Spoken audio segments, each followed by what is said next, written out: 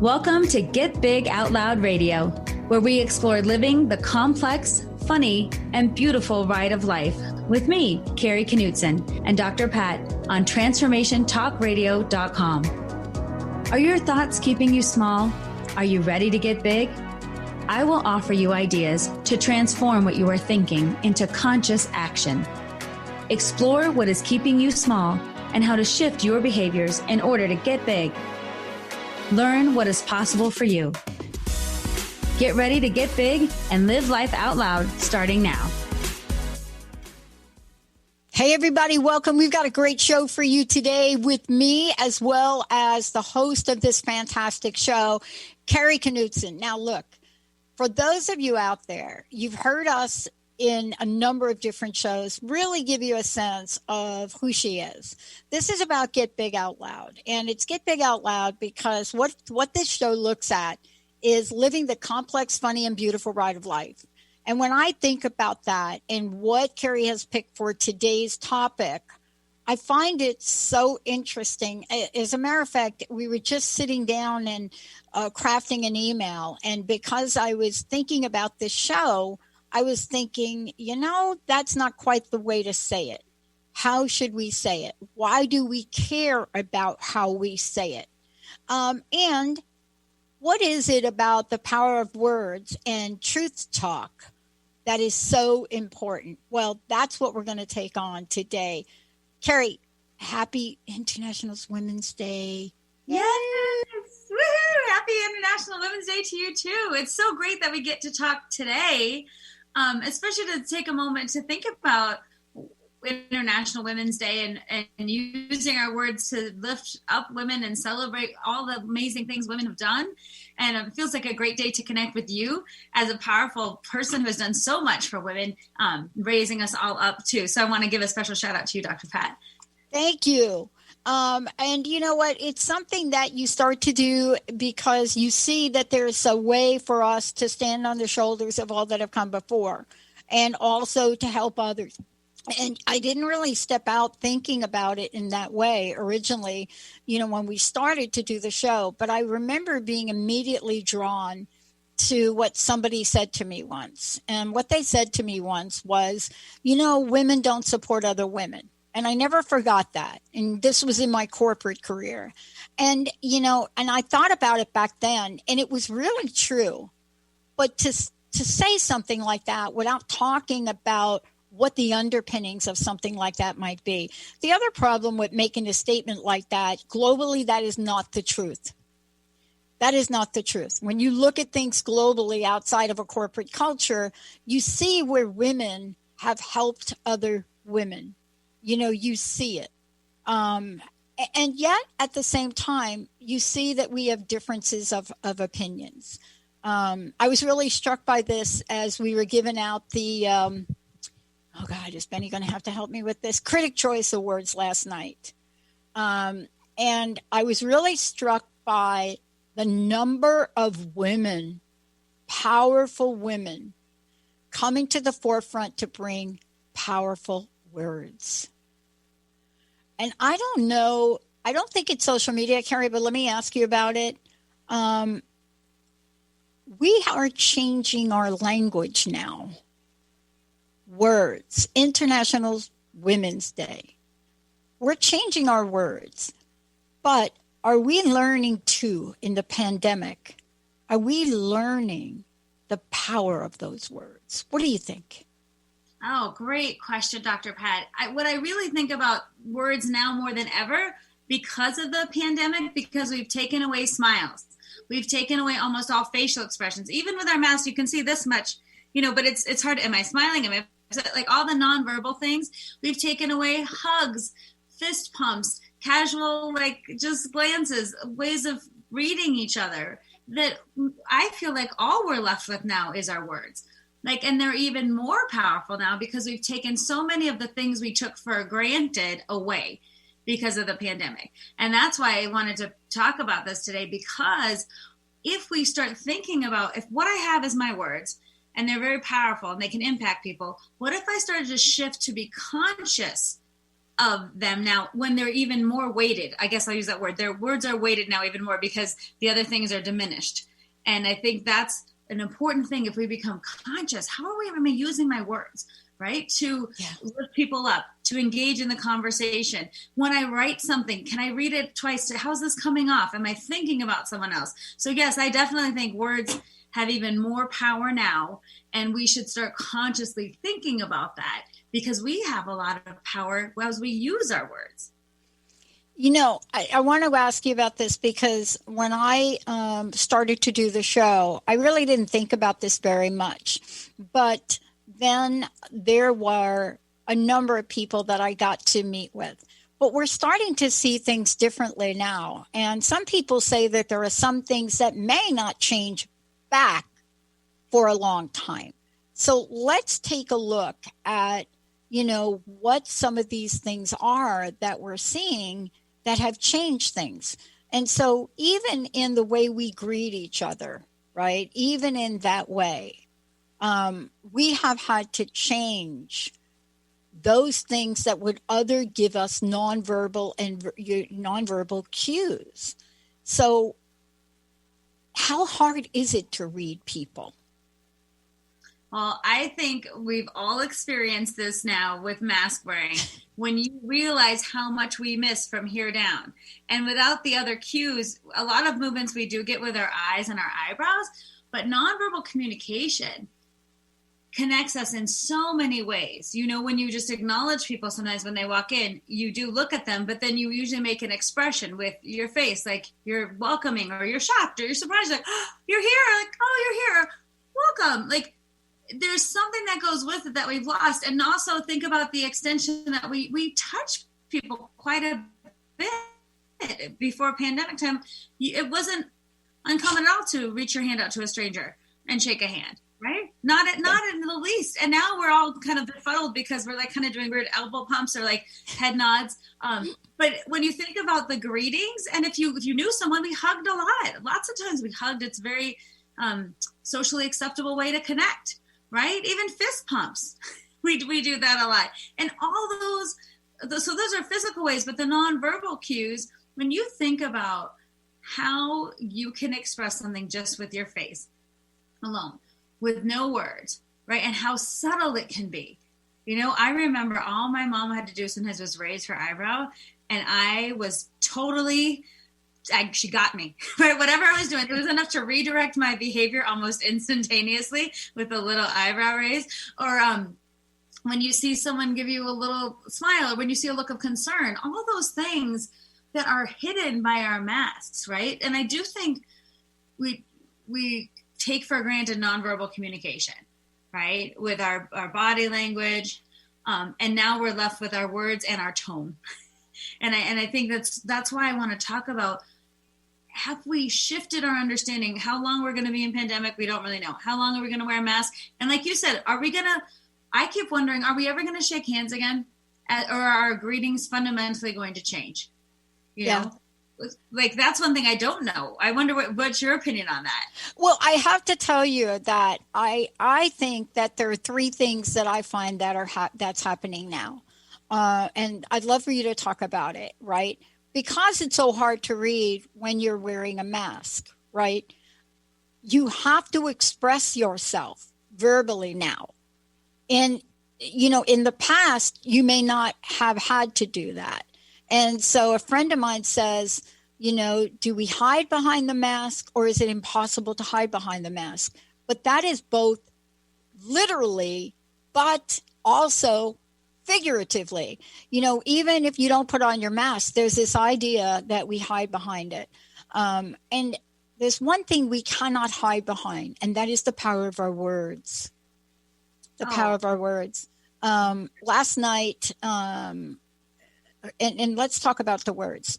Last night, when I'm watching the Critic Choice Awards, people say unlikely winner. There was an unlikely winner. A young boy, the star, Alan Kim of Minari. This is a kid. He had a little tuxedo on, and he gets to his award, and he starts to speak, and my gosh, he was like thanking this. And then about I'd say 20 seconds into it, he just starts bawling. Just bawling. And in that moment, he's still trying to talk, but you could not understand a word. And he just starts crying. And, I think about the fact that if he'd had a mask on, what the reaction would have been. But he didn't. In his little tux, gosh, I don't even know how old he was, but it was an emotional and it was a heartfelt, and most people don't even know what the film, they don't even know what Minari is. And this is the question. When we can express ourselves, when we cannot, Carrie, when we cannot show that emotional side of ourselves, right? If you're not accustomed to finding the words, boy, you're really being poked to do that now. Oh, yes.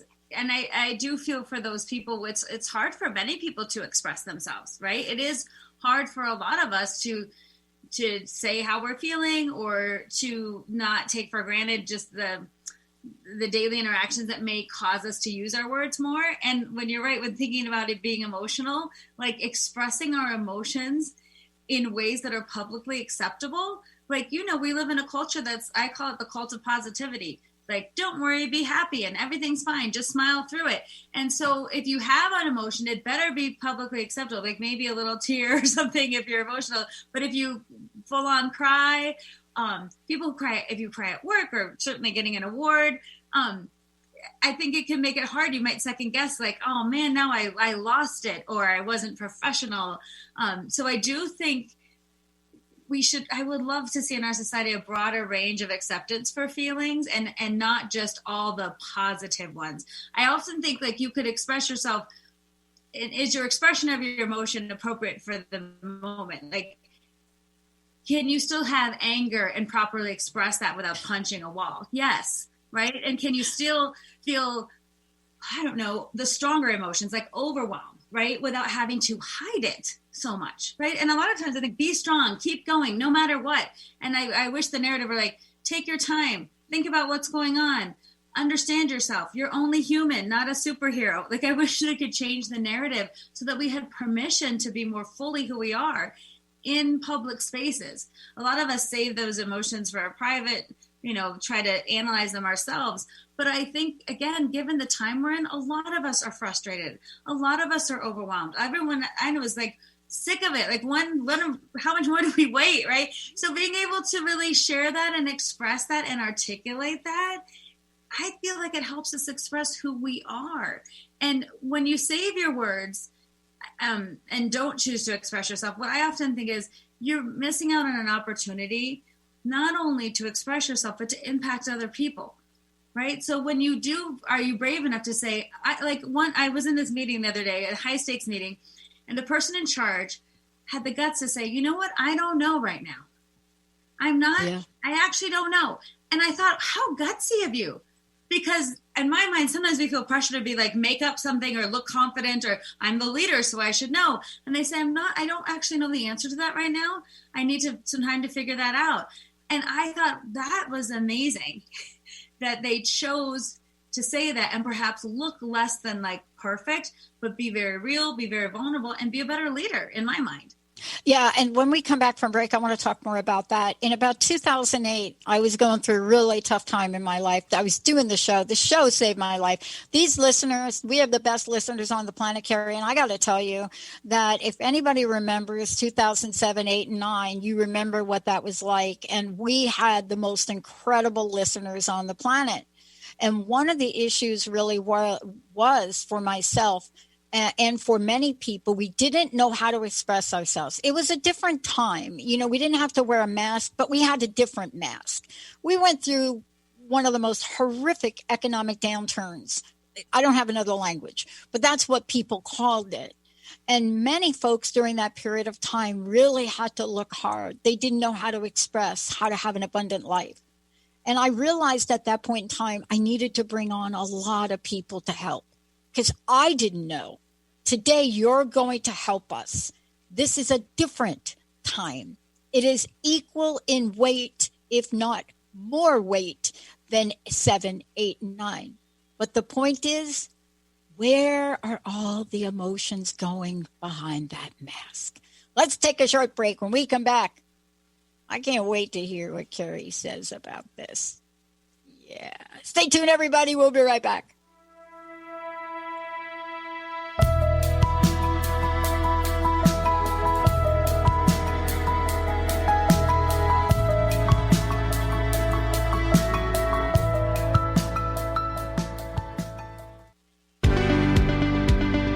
Sometimes being human has its challenges. Our physical health falters, our spirits sag, our dreams don't immediately come to fruition. Welcome to the power of Maximum Medicine Radio. Join me, Doc Martin, in conversations that will blow your mind about healing. In our hit show, Doc Martin addresses the scientific with bridging to the mystical approaches to give you a new narrative about maximum medicine. In this live call-in show, we will journey into the extraordinary genius of the human body and talk about other beliefs that impact being your multidimensional self. We seek the seen and the unseen and explore the earthbound and the otherworldly, all with the purpose of calling forth the maximum you. To learn more about Doc Martin and Maximum Medicine, visit www.sharonmartinmd.com. Join the new earth on the Cornelia Stephanie Show. Tune in each month as Cornelia takes listeners on an odyssey of higher consciousness to inspire, educate, and empower. Cornelia Stephanie is a spiritual teacher, passionate speaker, published author, and founder of the Empower Network. Cornelia guides people on the path of self-healing, peace, and liberation. For more information, go to corneliastephanie.com. Are you ready to invest in your best self? Join Sabrina Wright as she shares tools for creating joy and balance in your life every single day. Sabrina is here to help you become your greatest advocate and empower you to make decisions that will help you live your best life. The Live the Good Life Show, connecting your physical and spiritual self. Every second Thursday at 11 a.m. Pacific on TransformationTalkRadio.com. Find Sabrina at the right, WRIGHT, balance.com. Are you ready to get big and live your life out loud? Tune in to Get Big Out Loud Radio, exploring life through the lens of curiosity and compassion, with me, Carrie Knudsen, joining Dr. Pat live every second Monday at 10 a.m. Pacific on TransformationTalkRadio.com. I will offer ideas to transform what you are thinking into conscious action. If you want to get big and live your life out loud, visit me at KnudsenSpeaks.com. Are you ready to find out who you really are? Are you ready to have fun and listen to the soul part of yourself? Indulge in a deeper meaning with Laura Goldstein, host of Coffee with the Universe. This show will awaken that true self hidden deep within you and will get you energized on who you were created to be. So go ahead, grab your cup of joe and experience Coffee with the Universe with Laura Goldstein on TransformationTalkRadio.com.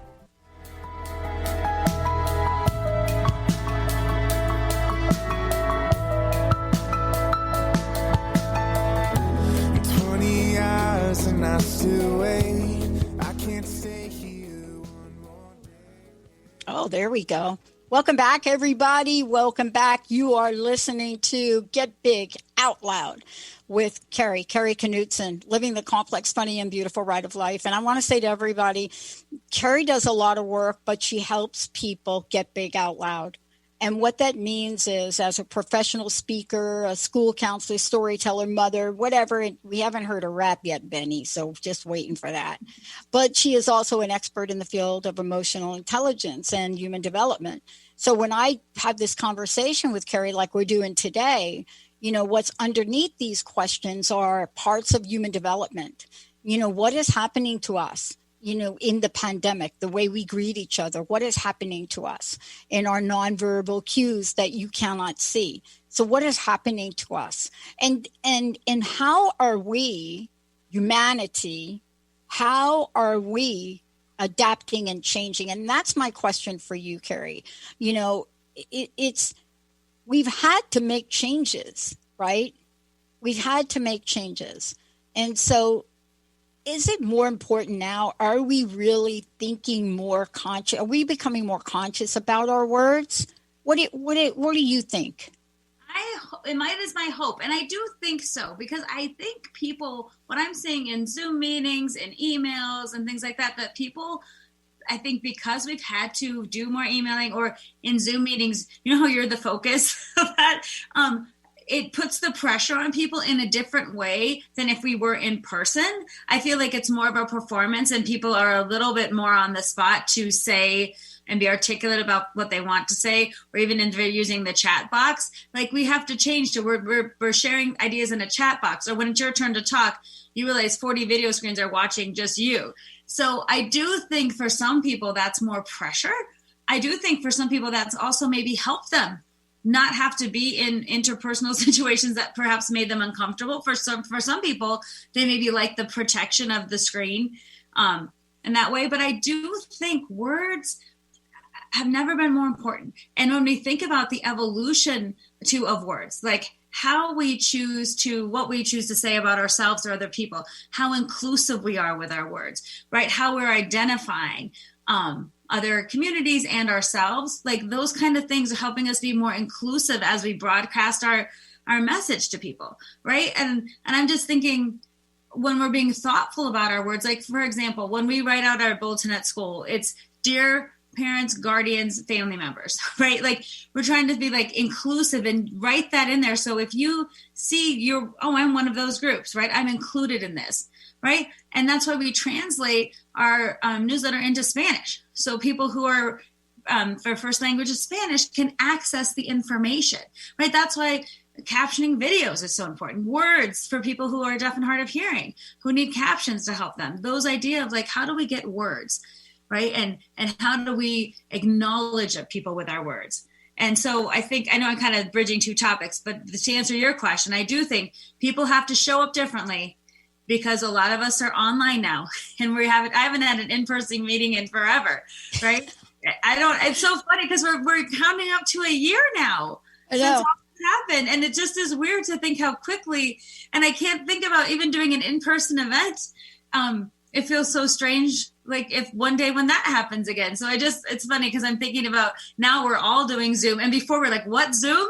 How do I get on it? You know, so I think we have to also give ourselves some credit that we've grown a lot in a year. Yeah. And finding new ways to communicate.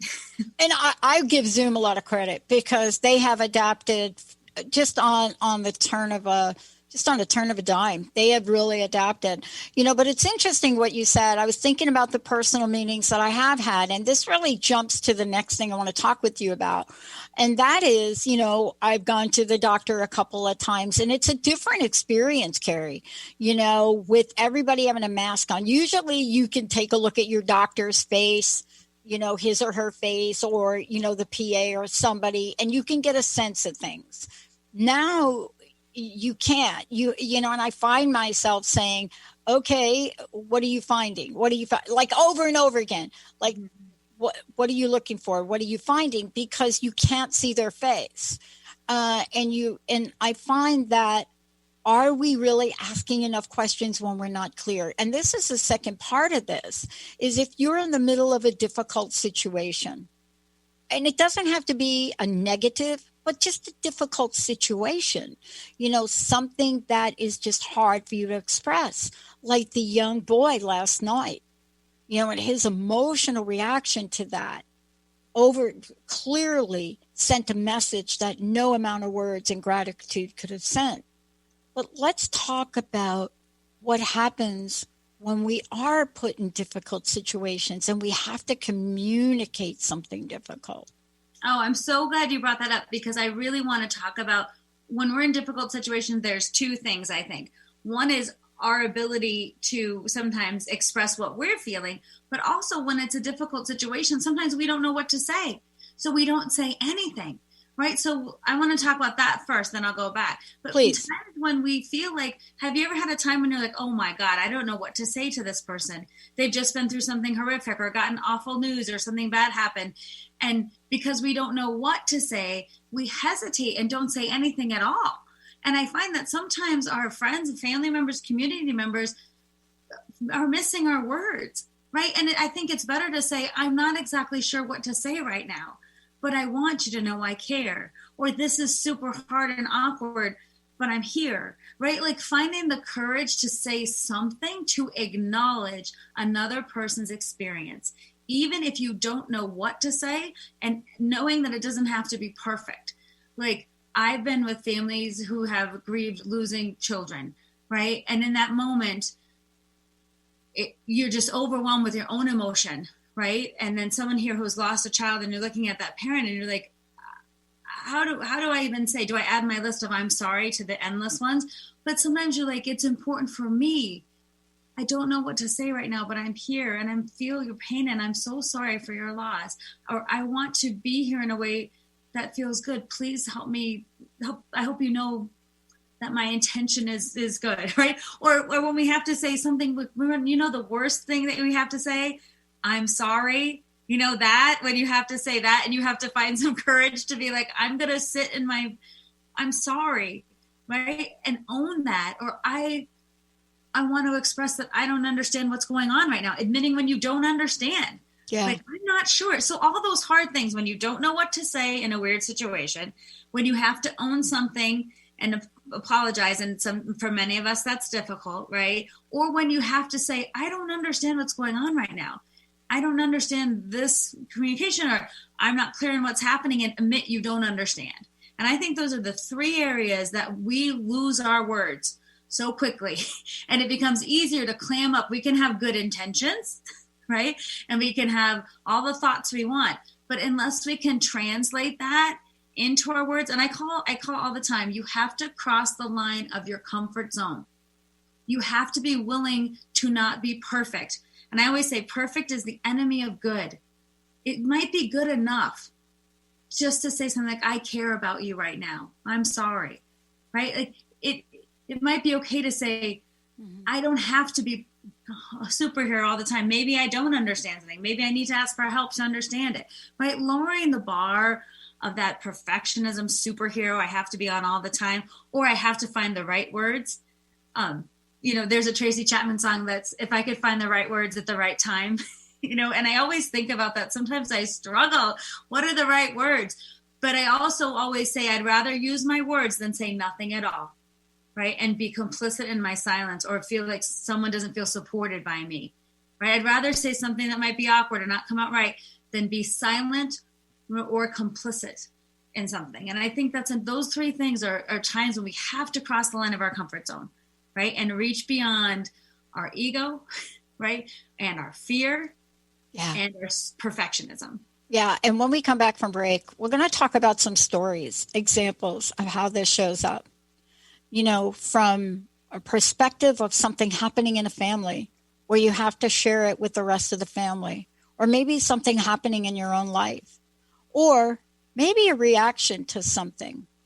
So someone asked me a couple of days ago, why did I have such an emotional reaction to this mini series, which won a ton of awards last night, and the actor herself, Queen's Gambit? Why did I have an emotional reaction to that?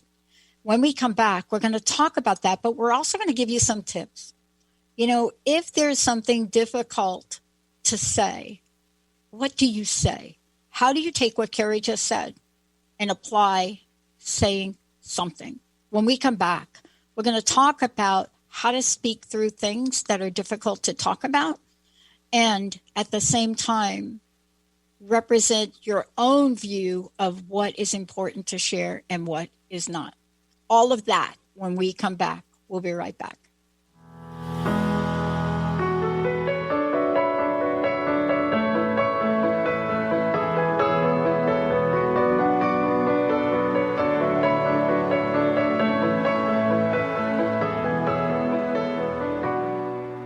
Tune in to The Truth is Funny with Colette Steffen each Wednesday at 8 a.m. Pacific, 11 a.m. Eastern on TransformationTalkRadio.com. This hit show will have you thinking outside the box and riding the wave of infinite potential. Join Colette on the Higher Self Network, inspiring listeners to shine their brilliance and ensure success while roaring with laughter as they recognize the humor of the giant cosmic joke. Visit thetruthisfunny.com.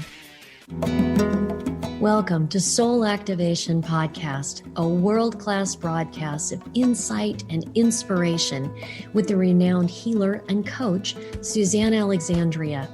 In this series, she dives deep into the magical sea of you, to the place in you that's ready to activate. Tune in live every second and fourth Monday at 2 p.m. Pacific, 5 p.m. Eastern on TransformationTalkRadio.com.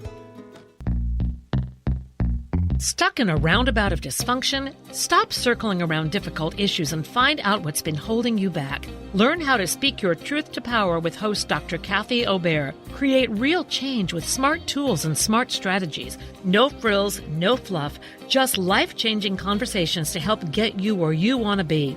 Extend your reach and become an agent for real change with Kathy Obear. For more information on Kathy and her work, please visit drkathyobear.com. That's drkathyobear.com. Tune in to the show Heart Change Consciousness with me, Dr. Trish DeRocher, as stories of inspired activism come to life. Listening to conversations with your favorite authors, change makers, and many more who practice inspired spiritual activism and transform vulnerabilities into sources of strength. Let's be inspired together through my show, Heart Change Consciousness, on TransformationTalkRadio.com. Are you ready to let go of the I can'ts that are holding you down? Valerie Trujillo invites you to join her community on a mission to collectively heal as a tribe, where your vulnerability is heard and reciprocated. So tune in to Love and Light with the Crystal Blue Oracle every second and fourth Tuesday at 4 p.m. Pacific on TransformationTalkRadio.com. For more information about Valerie and her work, visit crystalblueoracle.com. Hi, I'm Patricia McNair, host of Divine Guidance with Patricia, and I'm here to help you live a more authentic, spiritually connected life. Join me every first and third Wednesday at 9 a.m. Pacific on TransformationTalkRadio.com. Being who you are in everyday life is the key to unlocking soul wisdom within that our whole self already knows. Get ready to embrace your spiritual, mental, and emotional well-being, your whole being. Discover your gifts and strengthen your connection to spirit. We will explore earth guidance, divine truth and love, past life lessons, and so much more. So listen in to Divine Guidance with Patricia and join in your personal adventure to triggering, opening, validating, and being all that you are. For more information about me, visit divineguidance.earth. I know it's hard to unfold, but if you can see me, you'll know. Danny, tell everybody about the song. Well, I don't know if I want to. I might need to have Jacob tell us a little bit about this if he's online. Jacob? Yeah, that is my band, actually. That's Thank my good you. friend Eric singing there. Well done, sir. Thank you. And to thank the you. band. Good job. Talk about the power of words in that song. What a bunch of talented people. Jacob, Benny, everybody. I'm just like in awe, right? I'm in awe. Welcome back, everybody. Welcome back. This is Get Big Out Loud. Carrie does this show, living the complex, funny, and beautiful ride of life. Now, we're talking about the power of words. Before we keep rolling on the emotional side of the power of words, how do people find out about you? How do they work with you? And also, if there was ever a time where we needed to get some skills in this area, it is now. It really is now. How do people do that? Yes. Oh, I totally love, that's what my passion is, connecting with people And I do presentations on a number of topics. I primarily talk about emotional intelligence, but that's branched off to so many things. But everything that I talk about comes back to how we show up, right? And how we get big. And so a lot of emotional intelligence ties in with our consciousness and how we use our words. So I do a lot of presentations. I do coaching for people who are individually want to work on things. And that to me is such a great way to think about when you have something in your life you're working on and you want to work with someone specifically targeted, focused work. And I also coach, actually, I was thinking of this on public speaking, if you want to be a better public speaker. And a lot of my clients actually do not want to be professional speakers. They want to show up better in meetings. They want to be able to show up with confidence in a small group, right? Or to run something. They're not looking to be on the stage, but they struggle with that kind of confidence and how they show up or how they articulate what they want without getting all nervous. So I actually have a lot of coaching clients who are not wanting to be professional speakers, but come to me for coaching on that. And so you can find out about me at KnutsonSpeaks.com for any of that information. It's KNUTSON Speaks, KnutsonSpeaks.com. And you know why I love this? Because when I'm working with people from a media perspective, that is not an area that I focus on. I don't focus generally with people from when I'm doing media, I'm talking about personas and how to show up. So whenever they need somebody that gets the right words, I got to send them to you. I work on how you're going to show up. And that's what we're talking about now, Carrie. How do we show up in these difficult times? You know, like I said before, I'll share this later, but why, when people ask me, Pat, you talk about the Queen's Gambit, you talk about Anya Joy Taylor, and then you get filled up in your eyes. We don't get it. But let's have you talk about what it means to be able to communicate during the good times and sometimes when you have to deliver tough messages. Yes, it's so much harder with the tough messages and being on, I want to talk about being on the receiving side of a tough message and some words that help me through a tough time. Because sometimes we don't think about being on the receiving end, right, of words that can help us, and we don't think about being open enough. And so I think it's important to think if you can get through tough times, the happier times are usually easier. If that's most of our struggle is around the harder times. So recently we got news that our cat T-Rex, the mighty T-Rex, had cancer in his front leg. And the veterinarian was like, you know, his leg is going to have to be amputated so the cancer doesn't spread. It's invasive enough. And I remember just being shocked and overwhelmed when she said the word amputated. Like all I did was well up with feelings. And I was, and the hardest thing is you're in the parking lot of the vet office because you can't go in. They're masked, you're masked. And all I'm thinking of, you're sitting in your car and they have their clipboard and they're talking and my tears were like, what? Like I wasn't even making sense. And she couldn't read what I was saying. And she's like, I know this is going to take a while for you to understand. Go ahead and take a minute. Or like, I can be patient. I can wait. I'm not in a hurry. She said, I'm not in a hurry. Because I'm like, I'm sorry. I know you're busy. And she goes, no, I'm not. I'm not in a hurry. Take a minute. I know it's a lot to hear. Like just affirming my experience in that moment. Right. And then throughout the process of scheduling the surgery and taking him there and then getting him back, people were so thoughtful because I was kind of stealing myself up for someone to say, it's just a cat. Right. And I was about, when you feel like it's my cat right? And it's my family member. It's my heart that's going with this animal. And so not one person said anything like that. People said, I love you. I care about you and your family. T-Rex is resilient. Cats are incredibly resilient and can have a good quality of life. On the discharge note from the vet's office, it said, we will be here for you every step of the way. Do not hesitate to call for any reason. On the discharge note. And then it says, we care about you and your family and especially about T-Rex. Please reach out if you need anything. On the discharge note, right? And then this is the most random thing, Dr. Pat, and it just made me cry. So I send out a newsletter once a month.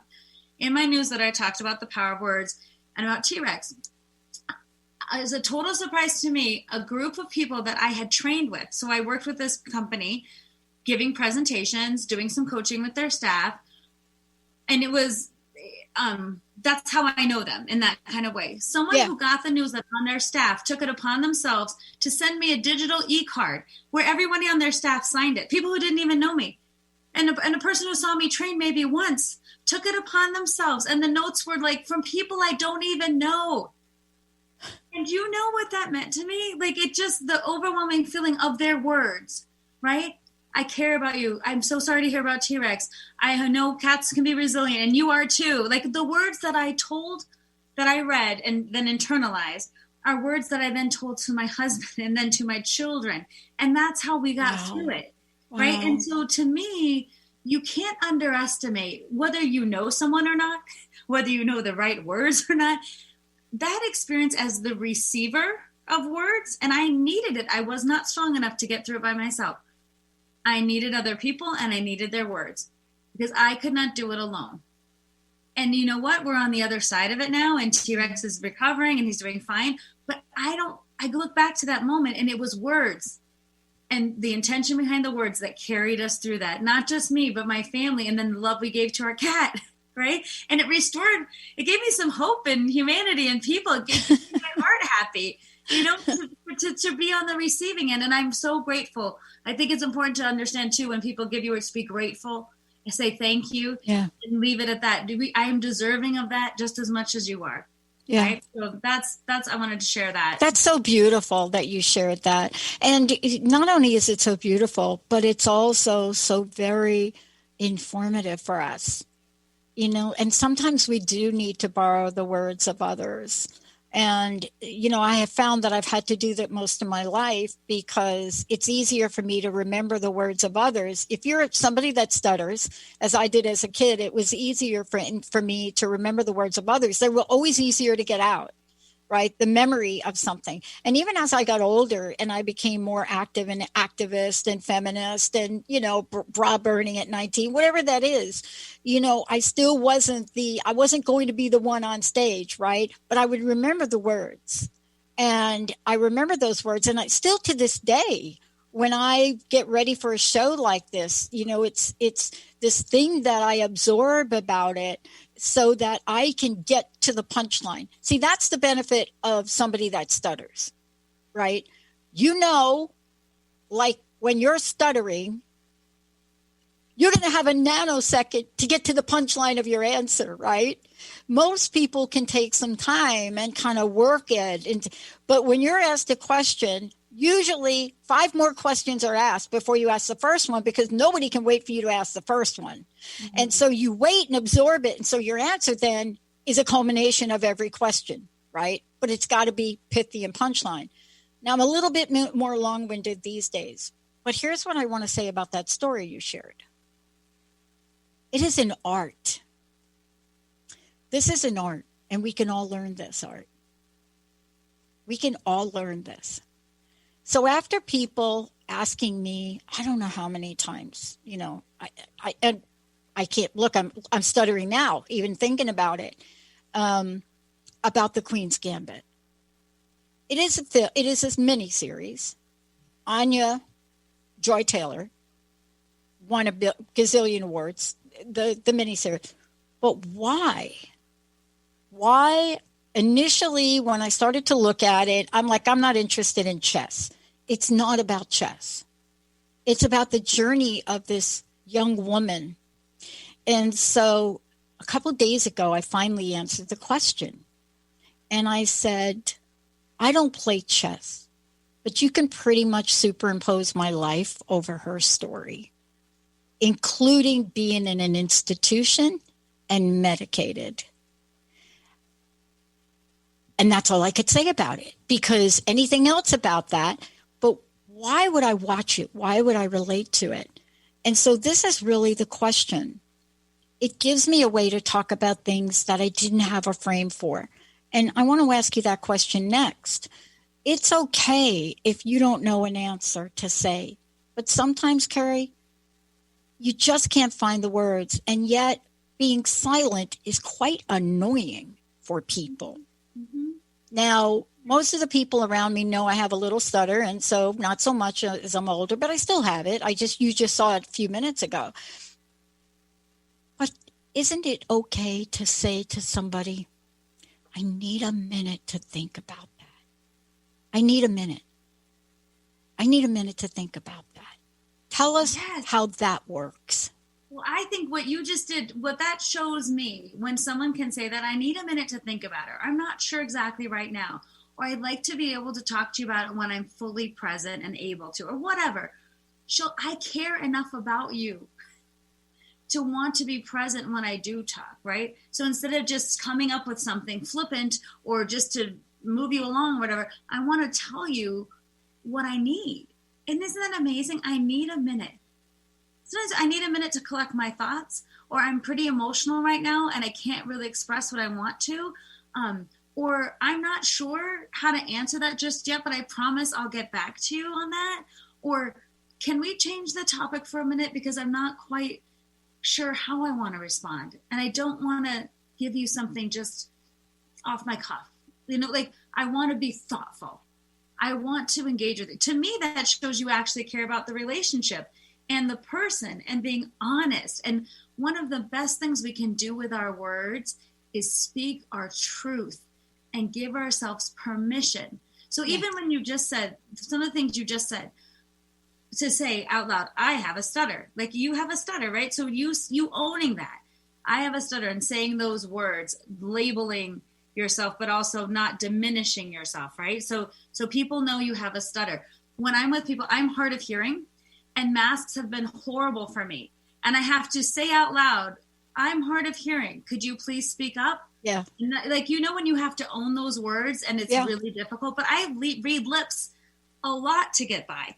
And I can't do it with face masks. And then when you were just talking about saying the Queen's Gambit resonates with me because I've been on medication. I've been institutionalized. I've had those moments. You're owning that and you're seeing yourself in someone else's experience, and it's shedding light on you as a person, right? Not on you as a persona or anything else. It's right. Are like you're being seen in that way and validated, right? And that's so powerful. Yeah. And I want to ask you this question too, because I related to this character at pretty much all ages. I don't play chess, but I've achieved some things in my life that some people, say are unbelievable. For somebody like me, if you go back and you talk to the people in high school that looked me up for the high school reunion and basically said, we thought you were dead. And so when we think about this, I think about the brilliance of our young people. And I want to talk to you about this. Sometimes we will dismiss a 7 or an 8-year-old for whatever reason, but we can learn from our children. I mean, I'm sure you've learned from yours. Oh, gosh. I want to share a quick story about that. I was in the car one day and I was busy. I was rushed. I was late for something. I was picking one of my kids up, Claire, from her pod, and I had to go pick up my other daughter. And I was like, she wanted to bounce on this trampoline a little longer. And I'm like, we have got to go. And she's like, and I was like, and I was just like, you don't even, in my internal dialogue is, I do so much. I'm just asking you to go. I let you jump, and I'm kind of making the list of my like reasons you should be a better child. And she can tell I'm like kind of upset. And so she says from the back of the car, I'm like, we need to go. And she gets in and she's like, Mom, I can tell you're upset. That's what she said. She's 8. I can tell you're upset. If you want to talk about this, we can. Or if you're tired and want to take a break, we could talk about it later too. She's 8 and she gave me permission. And then she said, I understand you might have had a hard day. And then I was like, my day hasn't been that hard. I'm just in a hurry. And I'm sorry you can't jump. And I feel guilty as a mom that I can't, And it was funny because my 8-year-old allowed that moment to transpire to what could have been a little argument into something beautiful. Our kids, oh my gosh. And when people say kids don't know or kids don't understand, they're childish in that way. I always think about what you're saying about kids. Yeah. Because kids are wise. One thing I love about doing counseling with kids in my role as a school therapist is that kids tell you the truth kind of right away, where adults kind of, you have to go here and there to get it. They'll tell you exactly what's wrong, why they're upset, what they need. Sometimes they'll just say it. So I often enjoy the the forthrightness and the opportunity to connect with children. And I always say, believe children, listen to them, let them express themselves, learn from them. Because to me, they are masters at not holding on to things. They could be crying one minute, laughing the next, frustrated the next, joyful. They let their feelings go like this. And they're the fullest expressions of who they are. So yeah, I learned a lot from my 8-year-old and my 11-year-old too. They have a lot to teach me. And this is really why we're talking about this conversation today about our words and the power that our words have. As we look at the power of our words, and we're still thinking about what it means to get big out loud, because this is really important. This is not a journey for me of perfection. This is a journey of progress. This is something you'll also notice when I talked about my stutter, I also talked about the gifts that I've learned from it. I don't think that I would be the kind of person on air that I am today if I didn't learn some things about how to listen back then. And, that stutter lasted me into my 20s. I didn't do it as regularly, but it lasted me into my 20s. And, we can take a look at things that hold us back, or maybe let's say we're not perfect about the use of our words. This is about progress. And this is about reminding ourselves not only what we say on the outside is important, but what we say on the inside is important as well. Actually, it's actually more important. 7% of the things we say to another person really land. 100% of what we say to ourselves lands. So isn't it that double edge of things? Oh, I love that you say, one of my favorite quotes is, be careful how you are talking to yourself because you are listening to every word. Right? Be careful how you're talking to yourself. And that brings up the idea of being conscious with your words, right? When you think about what you say to yourself, many of us say things to ourselves we would never say to another person.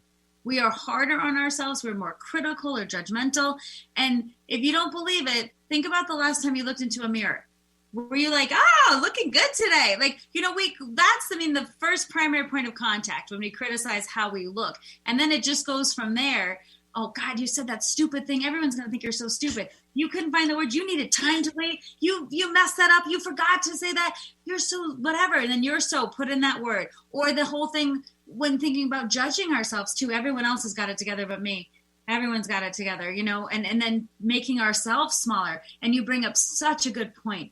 The words we say to ourselves, to me, are the starting point of what we can say to others. So if you're not authentic with yourself and showing up and giving false praise to others, or you can give it but not receive it, or you can't hold space for yourself, you're missing 50% of the whole show. Yeah. Right? Wow. Because what we say to ourselves, especially, how sometimes you are the one who knows what you need to hear, better than anyone else. Yeah.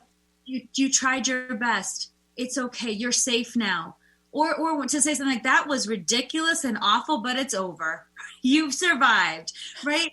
Sometimes the things you say, no one can say to yourself as articulately, as beautifully as you can to yourself. So I'd say that's the number one relationship we should use our words with wisely and thoughtfully. And then we can let it be pervasive to what we do when we speak, when we write, when we blog, when we do whatever we do.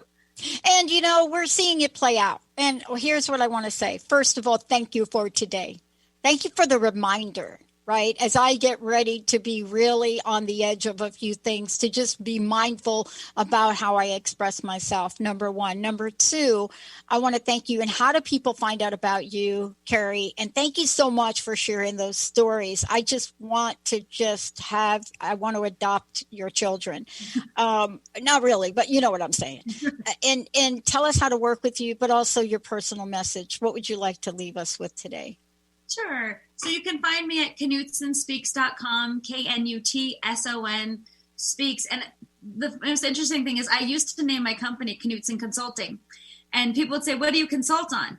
And I'd be like, emotional touches. And so I changed my name to Knutson Speaks because I realized the power of our words. Everything I'm doing involves speaking and sending a message out to others, whether I'm doing storytelling, coaching, or presenting. All of that around speaking. So I just wanted to mention that that's how you connect with me, is through Knutson Speaks. And then my message is, if we have a choice, and we always do, right? In a moment, if we can pause before we just respond, right? When you have a visceral response, you just respond. If you can find a place for yourself to be like, I'm going to be thoughtful about my words. I'm going to think before I speak. I'm going to think about how people are going to feel after they hear my words, right? I'm going to look at my email twice before I send it. What's my tone, right? I'm going to think about how I'm talking to myself. I'm going to raise up the power of my words so that when I speak, it's meaningful, not only to me, but to other people. It's thoughtful. And I'm going to think about how other people might be seeing themselves in the words I choose to speak. So when I share my truth and say, I'm this, or I'm having a problem with this, or I'm hurt by this, whatever we say, we often see ourselves in other people's words and stories. That's why we love music. That's why we love movies. That's why we love TV shows. That's why you love the Queen's Gambit. You see yourself, that someone took the time to express their story, and you find yourself in it, being affirmed, right, for your experience. And somehow they gave you the words. So you doing that might give someone else the words, right? Exactly. And I think it's so vital. I hope you leave today and really consciously think about how you're going to use your words, not only for yourself, but for other people. Carrie, I can't thank you enough. A powerful, powerful show in a time where this is something we really do need to learn. Carrie Knutson, everybody, I'm Dr. Pat. Carrie, we're going to take a short break, and then we've got more yet to talk about. We'll be right back.